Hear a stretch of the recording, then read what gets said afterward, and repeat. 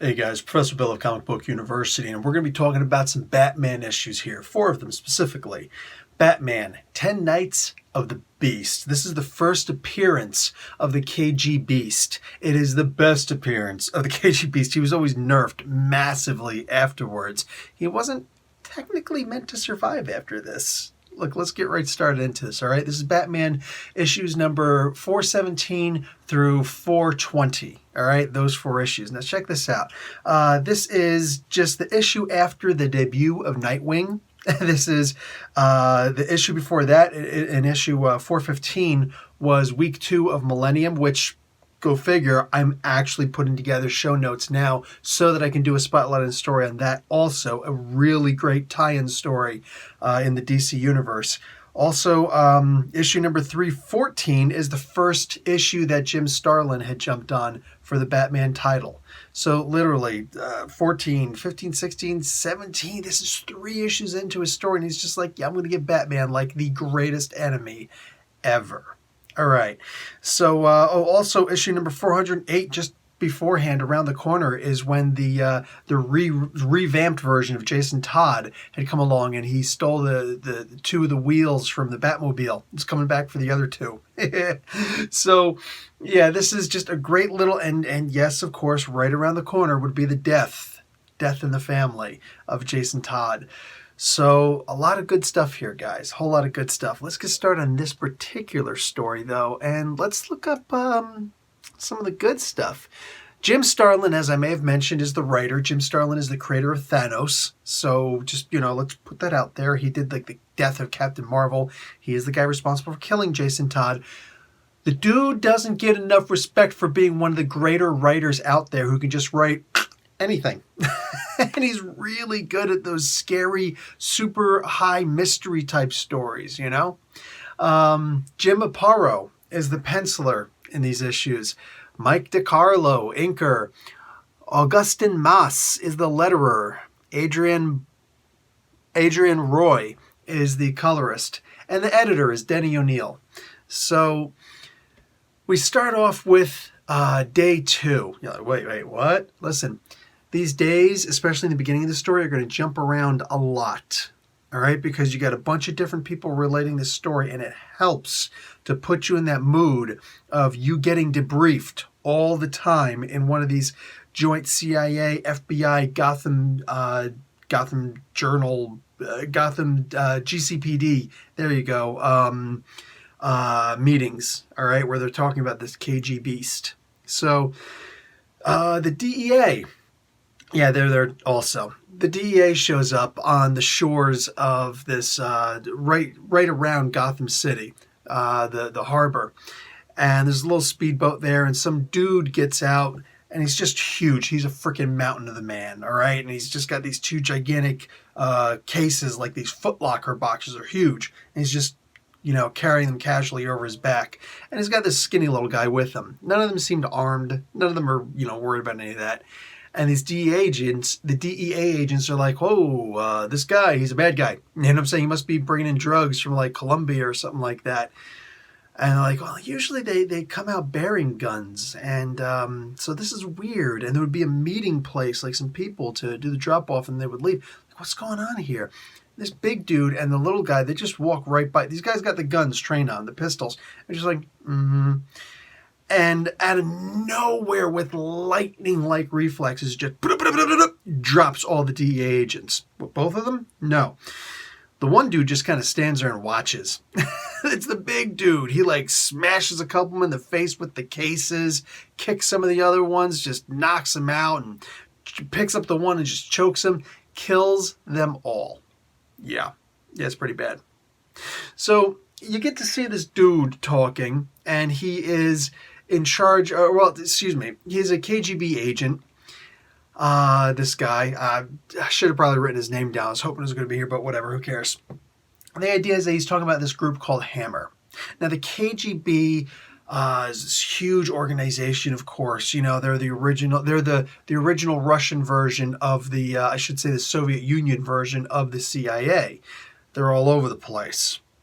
And they had certain sub-organizations within them. One of them was called Hammer. This is where we're getting into the comic book version. Mind you, this is a Cold War comic, all right? Reagan was the president during this time. So, more on that later. This agent's talking about, yeah, Hammer, man. They were one heck of a deal. And there was this one dude who was in charge, and like, Gorbachev. Why can't I remember his name? Mikhail Gorbachev. He's like, hey, man, I'm the new president of the Soviet Union, and I'm going to disband a bunch of different branches of the KGB because you guys are out of control. You're acting with impunity, so I'm going to cut you down. Hammer, you're going down. I'm like, yeah, no. So the guy goes and kills himself, leaves a little note. He decided that the guy who was in charge of Hammer is the guy who killed himself, I should mention. When he does this, he leaves this little note in the fireplace, and it says, Gotham City. That's all it says. What happens is he wound up activating something. So, the Beast. The Beast is just this, he's the dude with the big cases anyway. So, the Beast is this huge dude. And he's a weapons master. He's trained in several forms of martial arts. This, I figure, is actually kind of important because you see later on, while Batman, it's always said, oh, he knows multiple forms of the martial arts. Well, this guy, KGBeast, was more than a match for Batman in many regards. Batman was like, yeah, I don't know, man. I don't know if I could take this guy. And he was a master of several forms of martial arts. What's several? It's like 4 to less than a dozen. You know what I'm saying? So it's not that many. Meanwhile, Batman is said to be the master of, all of the martial arts and invented some, whatever. You know what I'm saying? It's just the idea that, yeah, it depends on who's writing what. That's where you're going to get the good stories. So he's a weapons master, martial arts master, just a huge guy. He's the size of 4 men, like healthy, strong men. He's actually got some cybernetics implanted in him to make him even stronger, even faster. Guy just moves better than you could possibly imagine. You're going to see this guy's going to parkour across roofs like Batman only wishes he could. You know what I'm saying? Great memory, unbelievable tactician. He is the reason why Hammer became what it became. His currency, as they say, is in death. So of course he wants to get paid, but he's actually more interested in just killing people. That's what he loves to do. So this dude, he's been unleashed to go and kill 10 people. That's what you're getting in this debriefing where Commissioner Gordon has been brought in. Like, listen, it's going to be 10 people. They don't know how many, we don't know how many people, this, that, and the other thing, but the Beast is here now. He's already killed 2 people, DEA agents and a bunch of other people. He's already killed people, and he's gonna be doing more. So we're gonna need some manpower. Gordon's like, okay, yeah, I'm more than happy to help out. Listen, I've also got this other guy who can maybe help. Like, whoa.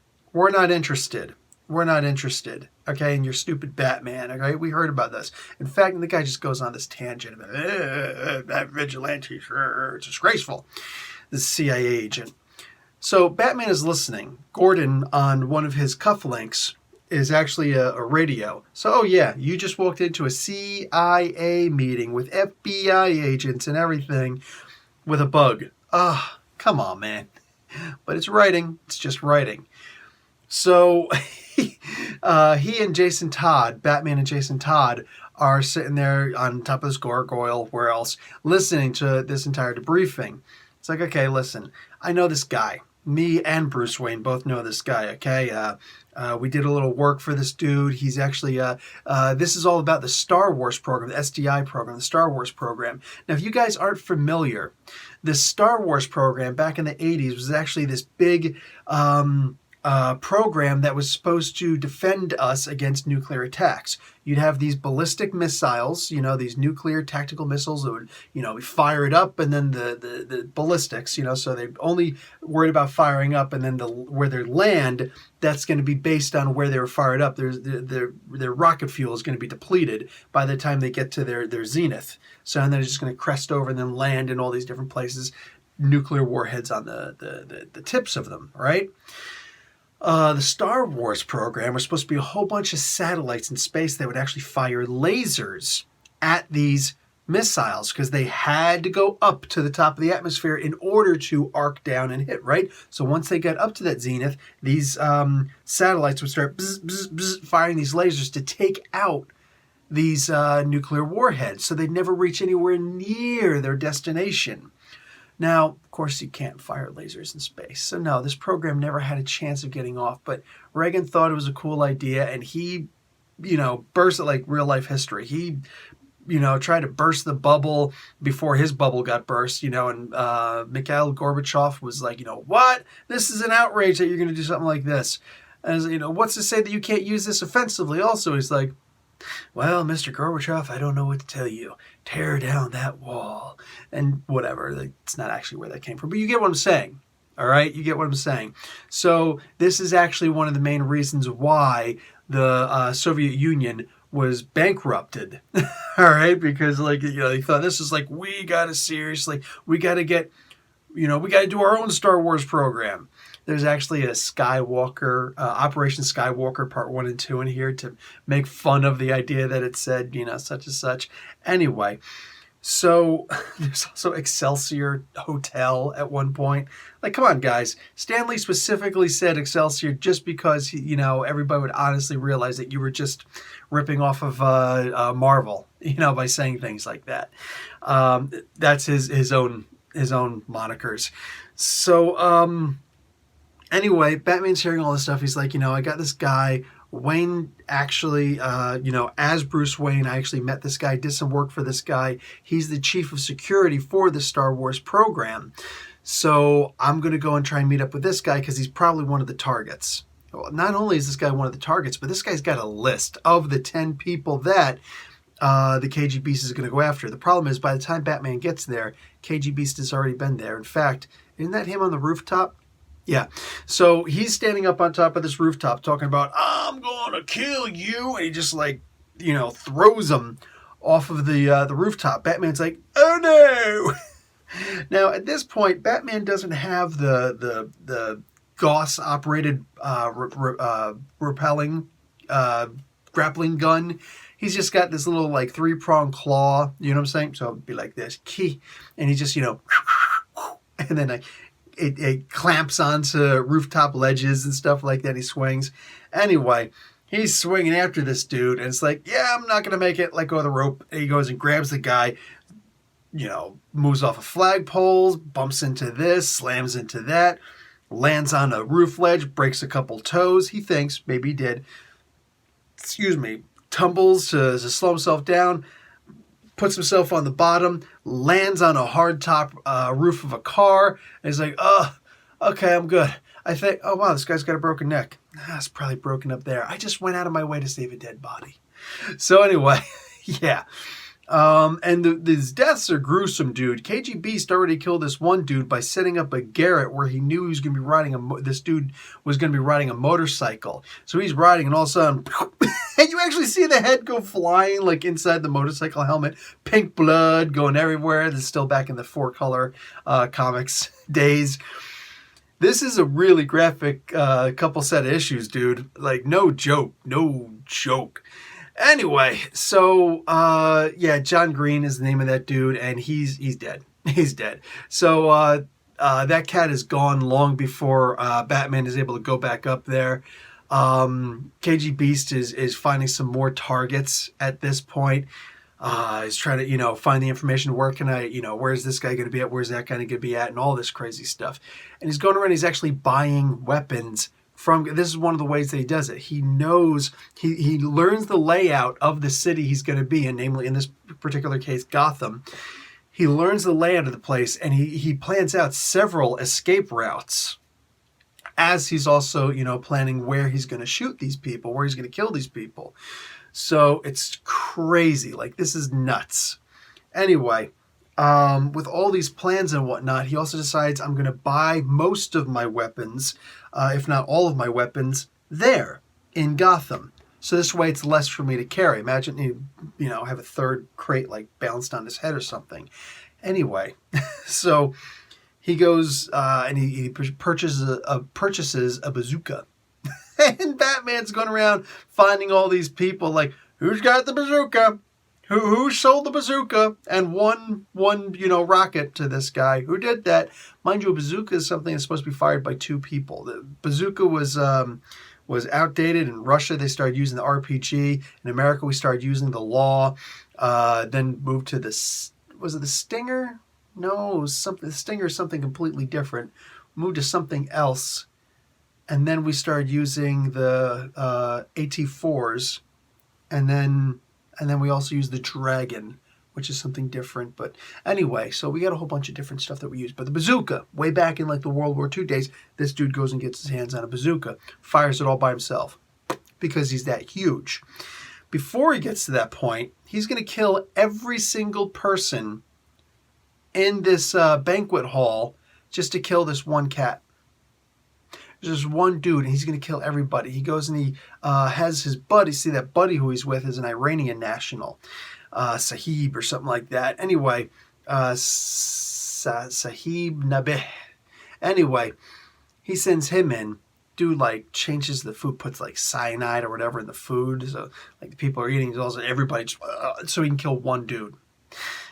Even Gordon's like, I'm sickened by this. This guy actually killed all these people to get one guy. He was literally sending a message that he will do anything to make his targets. And he ain't joking. Batman goes in the back alley to try and catch this dude. Freaking, what's his face is there. What the heck is the KGBeast? He's there. Mind you, his name was originally was originally just the Beast. That's what everybody knew him as. But of course the CIA is like, no, we'll call him the KGBeast because KGB Beast. I get it. So Batman goes in the back to find him, but the KGBeast is back there, and he's like, he's got like this burp gun of some sort, just firing bullets everywhere. Batman's like, okay, he's got about 3 seconds worth of bullets in there, and then he's gonna have to reload. And I'm gonna give him 3 seconds to reload before all of a sudden more bullets start coming my way. So he's just bloop, bloop, bloop, trying to bounce around, dodge all over the place. But this dude is not playing around. He's like shooting through the roof and everything. Batman's like, okay, I'm up here, I'm good. I just need to get inside that car. And he looks forward. He's like, oh, they're not joking around. They're driving on top of this getaway like delivery truck, and they're about to drive right into a moving bus full of kids. Batman's like, crap. So he's just got to fly in and change the wheel. Sees that they jumped out already. Move the wheel really quick to make it flip and get out of the way. Yeah, they're not playing around. Like, Batman is so not in his league. You know what I'm saying? Like, this dude...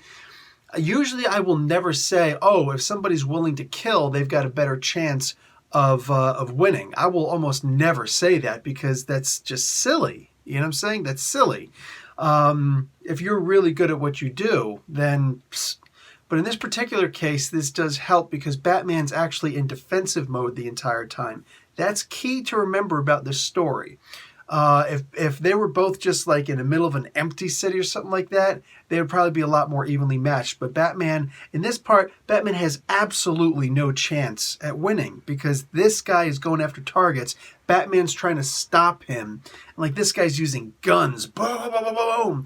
And Batman's using darts. He's using little tiny darts he can, and got multiple times. KGBeast gets hit in the hand. He's like, and drops his gun. He's like, get your new gun. Rah. So, like, it's so disadvantaged in this particular regard. KGBeast goes and he's on top of this rooftop. He's going to take out this target with these two dudes inside. Unfortunately, they were just dummies. They were senatorial dummies. You know what I'm saying? So Batman's all like laughing. He's like, oh, good shooting shots from dummy. KGBeast is just trying to get out of Dodge. He's like, so like Batman jumps down his way. Beast is like, oh, that's really cute. Nothing but knees and elbows. Boom, boom, boom, boom, boom, like this. And Batman's like, he's got no chance. He did not expect a dude that big to be that fast. Yes, Batman totally overestimated what this guy can do and just got dropped. He's like, okay. Like, I don't know if it was supposed to be drawn this way, but like Beast just flies over top of this rooftop to get to the other rooftop. Batman's like much lower. He's like, okay, I'll try to get over there.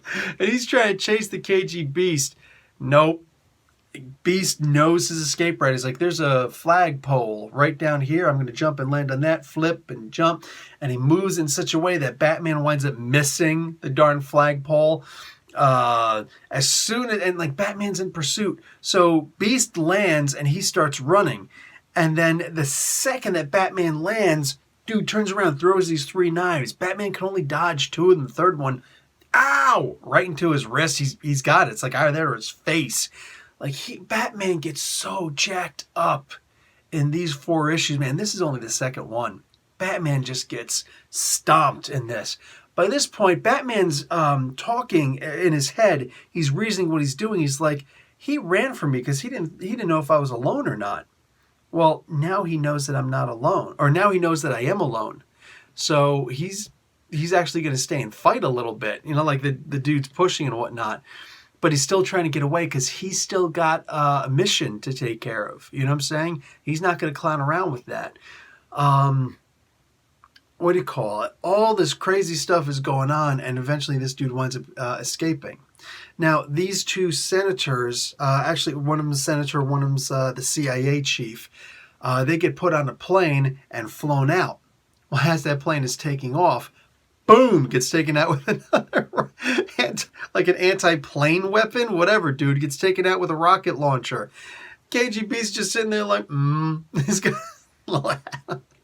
I'm not a huge fan of the way he was drawn. This is no insult, like this is back in the day, that's what it is. But if it was drawn today, I promise you, the story would probably be very, very similar, not with Reagan, of course. I mean, like, so it shows you that updates are necessary, they're updates.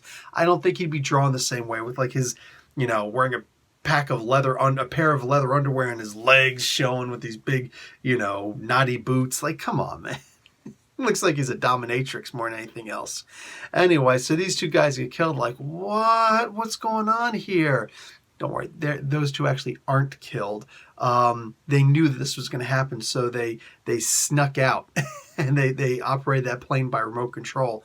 But we can't operate planes by remote control today for the most part. And these guys are operating planes by remote control in the 80s. Come on, man. Come on. So, what do you call it? Gordon's still walking around. He's got his own little security with him. They're going to go up and try and, you know, help out these other people, make sure these other people don't get hurt. Up in the hotel, they got this one huge bodyguard with him. Like, for the most part, he's a big police officer looking bodyguard. And the guy's just looking, and he's like, wait a second, I just realized the doorknob of the hotel room that we're supposed to be guarding is different from all the other doorknobs out here. Everybody get back. Too late. Boom, right in the dude's face. It's actually Batman. And it's funny because he goes and pulls, like, he's got, you know, the bat suit underneath, and he's got Kevlar vest and all that stuff. He goes and takes off the mask, and it's not Bruce Wayne underneath. It's the full Batman cape and cowl. Like, how did the ears, they just went like that? Like, what's going on here, man? I guess I've never seen him using as a, you know, a ramming horn or something like that, so it is what it is. But yeah, man, like, people are just getting killed left and right, and Batman's got, like, no chance of this. So the FBI director is like, okay, we're going to get out of here. Let's take this elevator and get out of here. Batman and Gordon are both like, we're not taking the elevator because we'll be sitting ducks. Like, we're going to be sitting ducks inside that stairwell. What are we supposed to do? Jump out the window? We're getting in the elevator so we can get out of here as quickly as we can. Well, the elevator gets stuck. And all of a sudden, these big cinder blocks start getting thrown through the roof of this freaking elevator that's stuck there.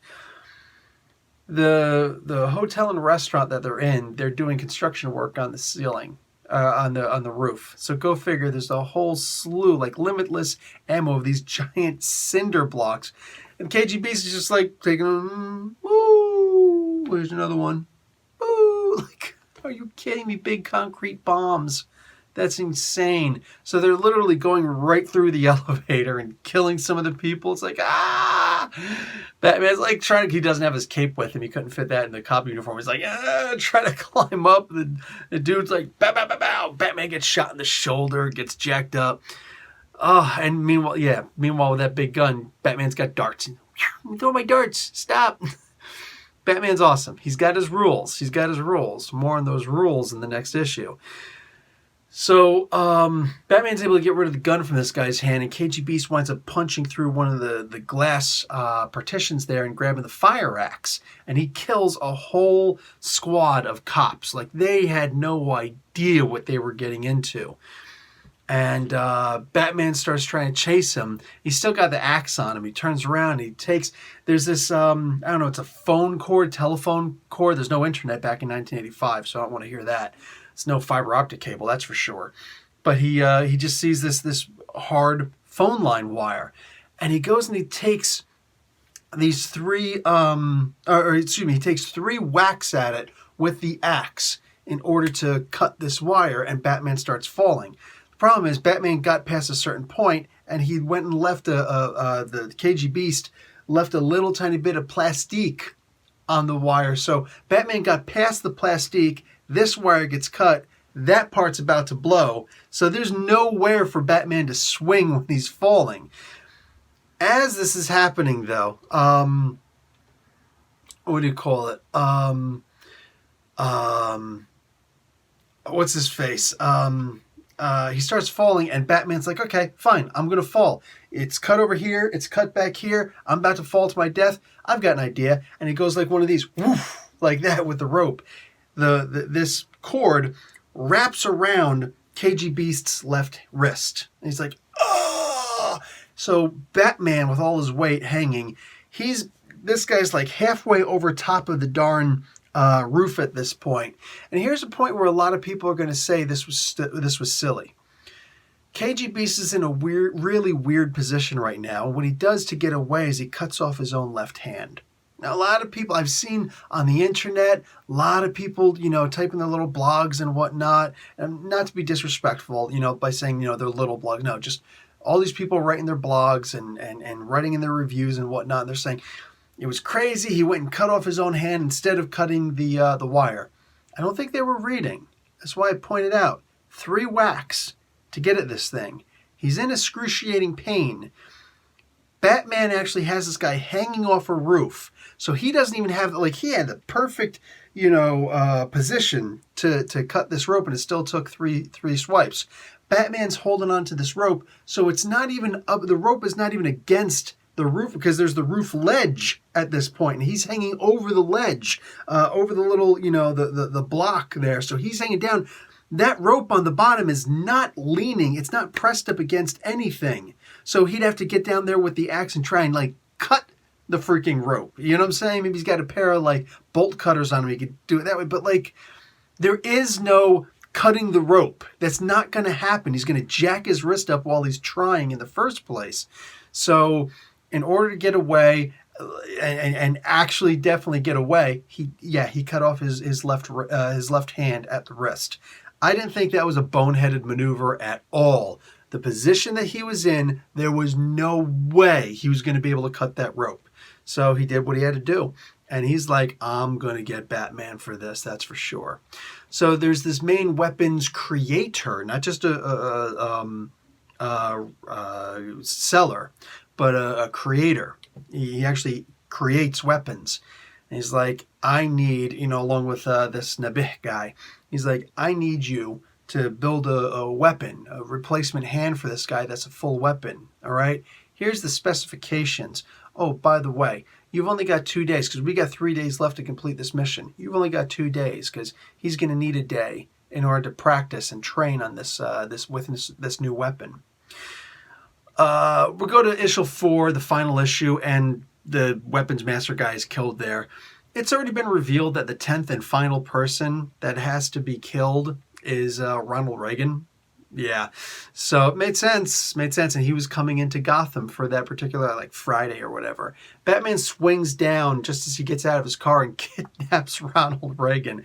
I think this is what directly leads to the Dark Knight Returns, where Ronald Reagan is sending Superman to go and kill Bats, because this was embarrassing. Actually, they're like best friends at this point. Not best friends, but he's like, I understand this guy is awesome. We would all fall apart if it wasn't for this guy. So everything in this issue is all about trying to save Ronald Reagan.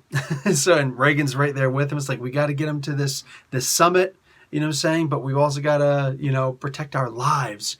So, what do you call it? At one point, Robin is able to take out Nabih and save everybody. But Batman is going directly, and also there's a traitor in the group, and Batman knows it, and for some reason he lets the guy stay in. But this is the thing that everybody's talking about: why did he cut off his own hand? No. Why did Batman allow this guy to stay in the back? He didn't need to. He got shot in the same shoulder by this guy. He knew he was pulling out the pistol and everything. So I don't see the purpose of this. Anyway, KGBeast gets out and he's got this replacement weapon. And go and check out KGBeast Explained in a Minute to know what this weapon does and know more about him, in general and whatnot. But like, he's just about to take out Mr. Reagan, and all of a sudden he gets a dart. Boom, ow! Right in this nerve above the brow. Wow. So they start chasing each other. The KGBeast, he has to go down to the sewer to escape. Batman chases after him. They're like, why are you doing this? Now, a lot of things are going to come back into place here. He's being told, he's asked, why are you chasing him? Just let our men go. Your men aren't equipped to do this. This is something that I've got to do. Earlier on, the CIA chief, who we thought was killed in the plane wreck, but he escaped, he knew not to get on the plane in the first place. He goes and he says, at some earlier point, listen, man, this KGBeast, I know your style, dude. You're not going to kill him. And what's going to happen is he's going to escape and he's going to kill a whole bunch of my men. And, we're going to have to do everything we can to try and stop this guy, but I'm going to lose so many good men in the field doing this. Now, Batman apparently doesn't care about the people of Gotham to, kill the Joker. But you know what's about to happen here, I think. This is, of all the famous lines and issues that people want to point to, because everybody's like, what's Batman's one rule? Well, Batman's actually got multiple rules. One of the rules is Batman doesn't use guns because his father and mother were killed by a gun right in front of him. But at the same time, he'll use the grappling gun. He'll use guns on his car. He just won't use an actual gun that he holds in his hand that fires bullets. Go figure. But also, realistically, his one rule is I won't kill. Maybe his rule should be I don't kill with guns. Maybe that's it. I don't know. But it's weird. But anyway, when he gets down there, these guys go at it really rough with each other. Batman gets a huge laceration across his chest from the bayonet on KGBeast's wrist. And, man, he's breathing in toxic gas. He takes out the KGBeast's left eye. It's really bad. And he's like, yeah, this guy is more than my match in every way imaginable. The only way I've got a chance against this guy is that he never planned to come this far down in the sewers. And I had to come down here on a mission once before, so I've got these sewers memorized. I know back doors to all these places. So KGBeast is trying to get away, and Batman's guiding him and eventually leads him into this one room that's a cul-de-sac. There is no escape from this room. He's like, fine, we go in here, we fight to the death in here and see which one of us is the best. And Batman's like, why should I? When I was younger, maybe I'd do this for the challenge. But right now, why should I? What do I gain from this? What's the purpose? He's like, I'd rather just leave you in here to die. Closes the door, props it up with a couple of boards. KGBeast is like, what? Oh, let me out. And he leaves him in there to die. Batman says some important things here. He says, I don't serve the rules. I don't serve the no killing rule. I don't serve the no guns rule, whatever. You know what I'm saying? I serve justice. That's what I serve. So why am I going to get myself killed in here for absolutely no reason against this guy? It just doesn't make sense. So it's smart. It really is. And he leaves him in there to either die of starvation, probably dehydration first, worst case scenario, flooding, because they're in the bottommost parts of the sewers. The next big rainstorm, that entire section is going to flood. So any of those reasons could be why he is killed. Well, turns out about 20 issues later, maybe it's more than that, whatever. I can't remember what number it is. 357 is in my head, but that might not be it. Anyway, it's one of these issues where he winds up meeting with him again, the KGBeast later on. And this is not by Starlin. It's very different. And Robin goes and says to him, hey, man, I know that you thought that he was going to die down there, but he escaped. So, there's that. So it's kind of like a real quick little retcon that didn't need to happen, but it did. Anyway, either way, the KGBeast was never the same afterwards. He was nerfed big time, as I explained. And as I explained in the 10 things about KGBeast, explained in a minute. A lot of the speculation in headcanon for a lot of people is that KGBeast did suffer a lot of brain damage while he was down there from maybe he was underwater for too long, or he went a little bit crazy, whatever happened. Something happened while he was down there and he wound up getting a lot weaker. So, he wound up making dumber mistakes. He was very strong still, not Bane level strong, but he was very strong, but he wasn't as agile as he used to be. He wasn't nearly as dangerous as he used to be. You'll even see scenes where Nightwing just throws him around like a puppy. And it's like, I get it, you're the new Batman, but this guy almost killed Batman. You know what I'm saying? Batman was afraid to fight this guy to the end because he thought it might be his end. So there's that. Anyway, still fantastic 4 stories, guys. Absolutely amazing 4 stories. Highly worth getting. Apparently he's going to be showing up, this KGBeast is going to be showing up on the Arrow, which is why I decided what better time than to do the KGBeast. Did Batman really break his rule? Honestly, I'm curious what you think about his decision, Jim Starlin's decision, to have Batman break his rule so much later than, I know when he was first created by Bob Kane and Bill Finger, with Bill Finger, rules, lawyers, he says, he went out with a gun and he used to shoot people and kill people. Absolutely. Throw them in vats of acid. Batman killed people, but then they wanted to be a little bit more friendly, so Batman didn't kill people anymore. And maybe, there were a couple little things here and there, but whenever somebody wants to say, what do you mean Batman doesn't kill people? Look at this issue right here, Batman number 420 by Jim Starlin. Yeah, Batman killed. This was a very clear example of Batman killing, and even though it was retconned later, it was his intent. That wasn't retconned. It was clearly his intent to kill. So, do you just say, oh, well, the writer screwed up? Jim Starlin, right? Jim Starlin screwed up? You can have that opinion. Did he have a good reason for this? I'm genuinely curious what you guys think about it. Anyway, that is going to be it for me, guys. I'm out. Make sure you check out the links below. See if there's a version you want to get if you don't actually already have it. And that's it for me. Again, Professor Bill, Comic Book University. Class dismissed.